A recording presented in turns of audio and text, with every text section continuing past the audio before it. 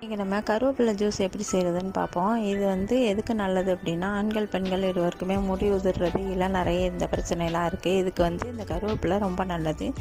இதை நம்ம தண்ணியில் கழுவிட்டு கருவேப்பிலையை மிக்ஸி ஜாரில் உருவி போட்டு 1/2 கப்பு சீனி போட்டு தண்ணி ஊற்றி மிக்சியில் அடிச்சிருங்க. அடிச்சுட்டு அதை எடுத்து அதில் கொஞ்சம் லெமன் புழிஞ்சு விட்டு அதை வடிகட்டி எடுத்து ஜூஸ் எடுத்து குடிக்கலாம். இது ரொம்ப நல்லது. இது நீங்கள் மழை நாளையிலையும் குடிக்கலாம். இது ஒன்றும் பிரச்சனை இல்லை. கூலிங் இல்லாமல் குடிங்க. இது நம்ம துவையல் அது இது இப்படி தான் செஞ்சு சாப்பிடுவோம். இந்த ஜூஸ் குடிச்சு பாருங்கள். ரொம்ப டேஸ்ட்டாகவும் இருக்கும், நல்லாவும் இருக்கும், உடம்புக்கும் நல்லது, கர்ப்பிணிகளுக்கும் ரொம்ப நல்லது. இதை ட்ரை பண்ணி பாருங்களேன்.